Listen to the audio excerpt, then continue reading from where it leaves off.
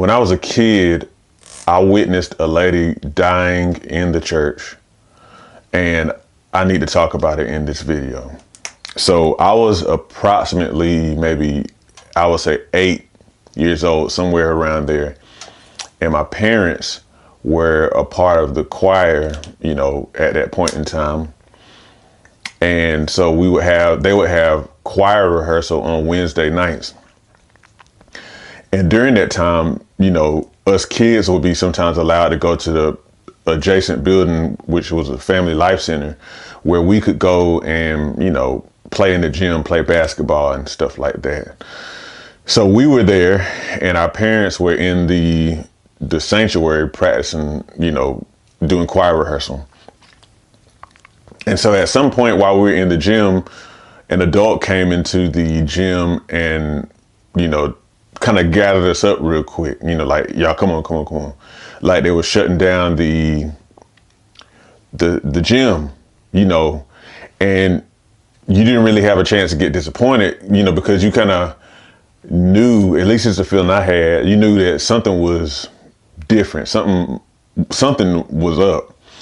And so we just kind of, you know, dropped our, you know, basketballs and all this kind of stuff, whatever, and followed the adult out of the gym, and he closed the gym.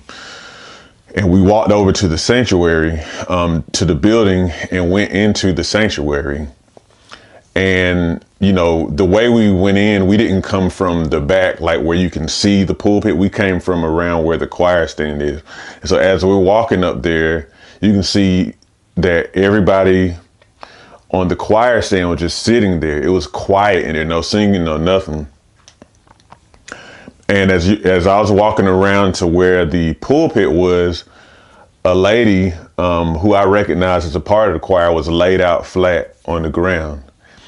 And around that time, I remember hearing, you know, maybe like some soft crying and stuff like that. And you could just tell that the air was like kind of tense.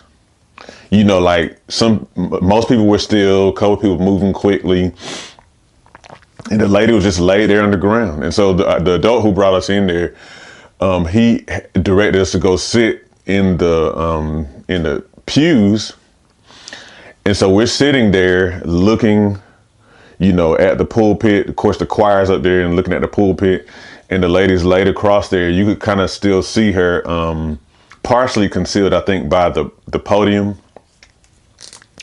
But she was laid there motionless.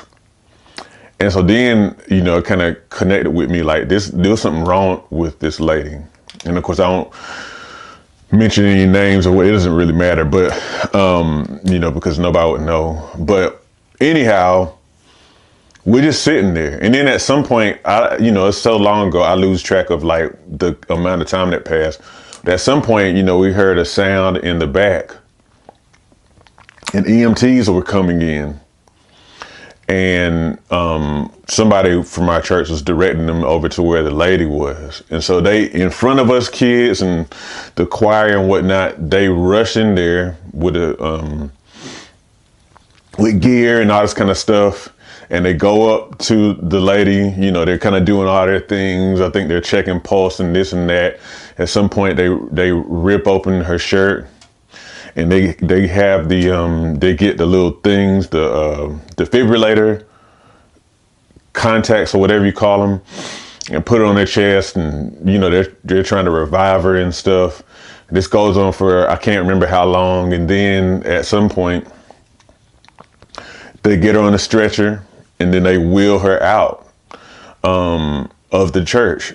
And I don't know, you know, what happened after that. My memory just kind of goes blank after that, except for I know it was the next day that I heard, I think from my mom and dad, that she had passed away. Now the point that I'm wanting to make, the reason why I even mentioned this in the video on this channel is, I believe that she died of a heart attack, some heart issue. And I write about this in my book, Holy and Healthy, by the way. But I believe she died of a heart attack. Something happened. What happened was she was in the process of, they were about to practice a song that she was leading. And so a lot of times when people were practicing for Sunday, they would go stand on the pulpit and kind of practiced leading the song kind of in front of the choir.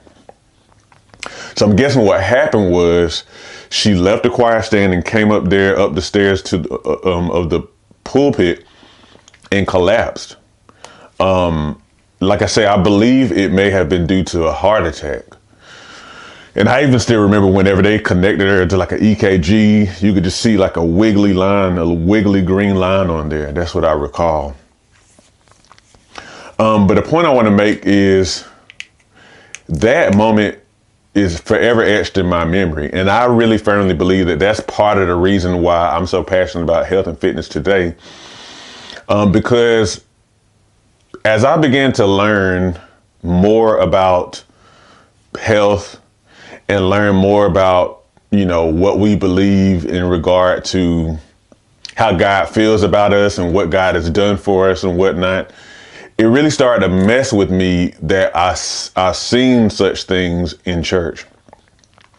Like people being very, very unhealthy, and passing away from things that, as I learned, I realized these are things that are very, very preventable, yet common in the United States, due to like our generally unhealthy lifestyle, and even common in the church.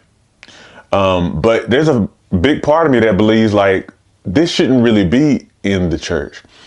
And this wasn't the only thing. This was not the only death that I heard of inside of a church that I was a part of. Now that's the only one that I had witnessed, but there's another guy at the same church who he was on our kitchen ministry, and he apparently passed away in the middle of the floor in the kitchen one day. And I think our pastor witnessed it.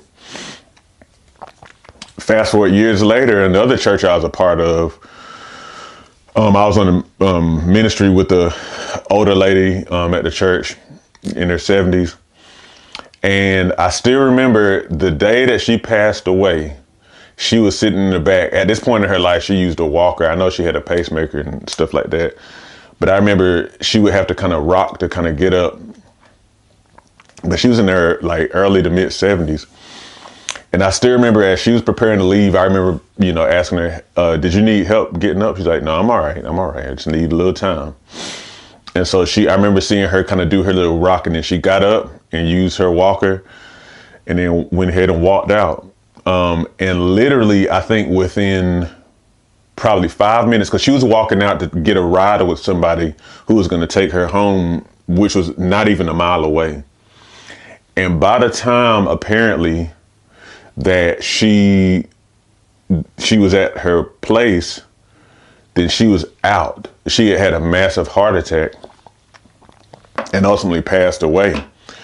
But this is what drives me. This is why I wrote my book, Holy and Healthy. This is why I actually decided to start a channel. I don't believe that this should be.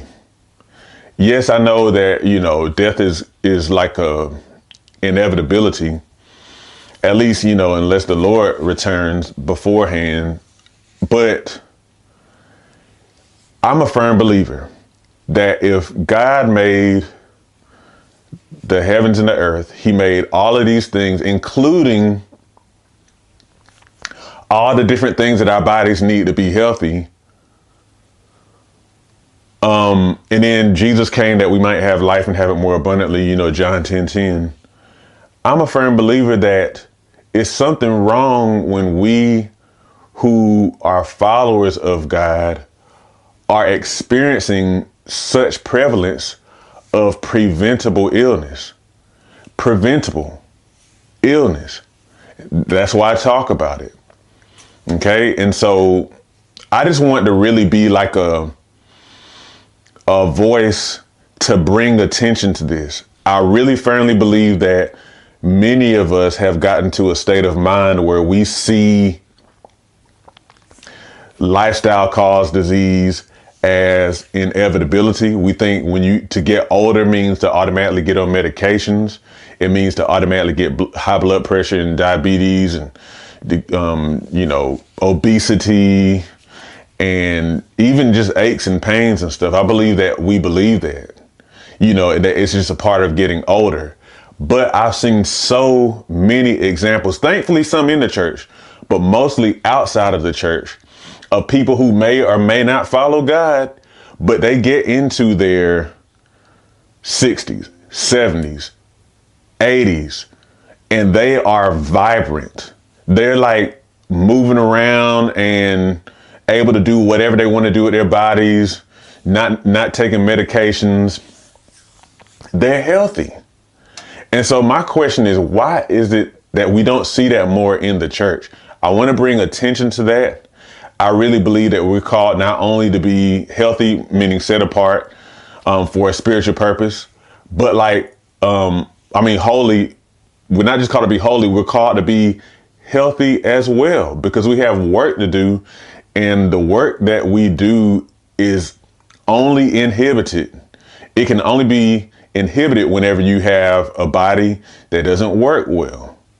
And a lot of that part is God has in a lot of cases, he's already done his part. He's provided what we need.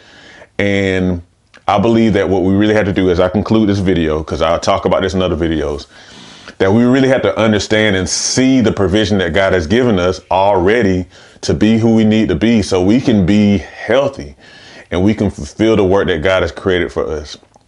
If something resonated with you from what I've just talked about, let me know in the comments. Also, if you had experience similar to me, like where you actually have seen people that you know and love pass away or just suffer so much from lifestyle caused illness in the church, I want to hear your story in the comments. I believe it's really important for us to share and really just kind of like bring attention to this in a way that's not just like this is just something that happens, but more so in a way that we can't settle for preventable disease in the church. We just can't do that because God has already provided so much more for us.